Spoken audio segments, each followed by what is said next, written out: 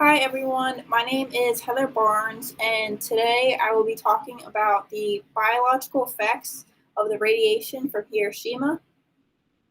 So, just a little bit about the bombing of Hiroshima.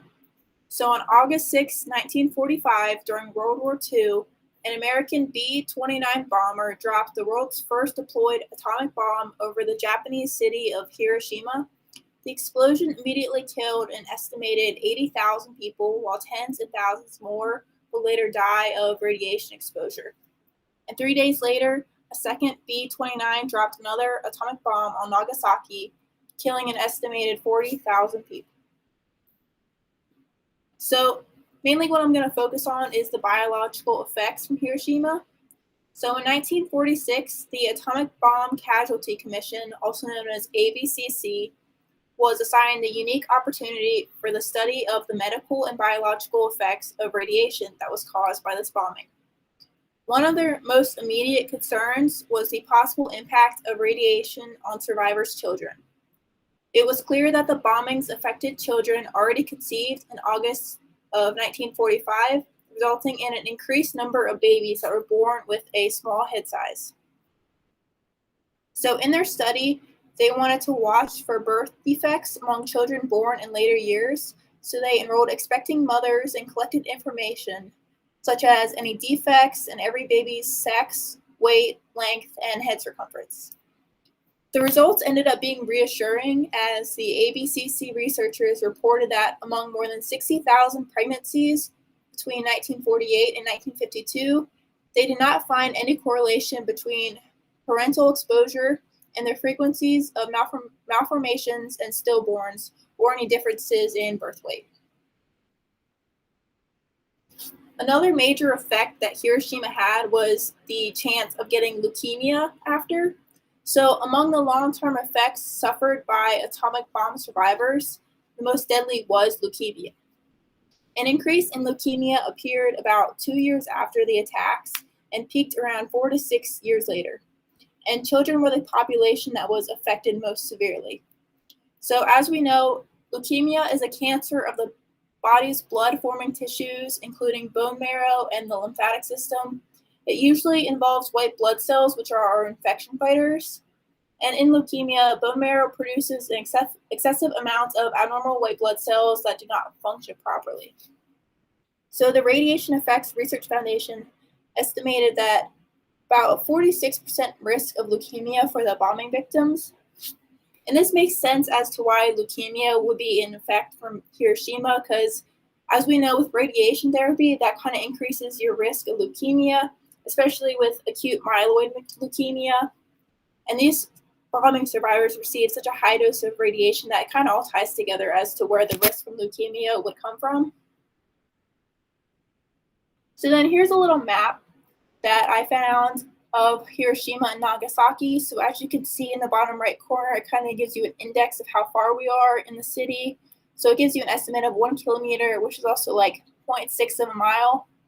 So in the middle there in that black circle, you see the hypocenter. And that's kind of where the main part of the bombing hit. And within that black circle, all of that area got over 2 grays of a radiation exposure. And then it kind of goes around 1 to 2, 0.5 to 1, 0.2 to 0.5. And then that kind of shows you how far the radiation exposure spread. So you can give an estimate that's about like 4 kilometers,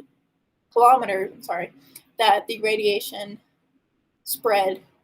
And as you can see, there's kind of like another index that says destruction. And the darker pink is total destruction of the city, and then the lighter pink is partial. So that is a pretty wide range of destruction that we had from this bombing. And there was a far point of radiation exposure in grays that we could see. So then here's some more charts that I found regarding the dose and cancer. So the percentage of cancer deaths due to radiation increased with the dose. So your percent fraction of how likely you are to get cancer associated with the dose of cancer that they were exposed to during this bombing. So with greater than 2 grays, you have about, I want to say around 57-58% chance of getting cancer. 1 to 2, you have about 35%. 0.5 to 1, you have about 25%. 0.2 to 0.5, probably around 12%, and then 0.1 to 0.2 be around like 6 or 7%. And then even from as little as 0.005 to 0.1, you still maybe have about a 2% chance of getting cancer. And the younger did and more vulnerable, so the younger an individual was at the time of the bombings, the greater their risk of developing cancer, but the risk decreased over a survivor's lifetime. So as you can see from this chart, the older the exposed person was, the less likely they were to have a risk. So it starts about the age of 30 or around 40, let's go, and they have about 10. And as you can see, that curve kind of decreases as the age goes by. And then the women also faced a higher risk than males to getting cancer. This was largely because they had additional cases of breast cancer, because women are more susceptible to breast cancer. And as you can see, just the further that line goes, women just keeps increasing at a faster slope than males. So if we go to about 3, women are at above 1.5 risk, and then the men are about at 1% risk of getting cancer. And they both start at 0 with the risk. It just depends on how many grays you were exposed to and how associated the risk is of getting cancer. So the more exposure risks, radiation most increased the risk of leukemia among survivors, followed by cancer of the stomach, lung, liver, and the breast.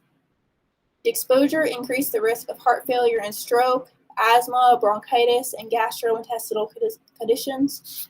For those with a 2-gray exposure, 16% of non-cancer deaths were deemed attributable to radiation.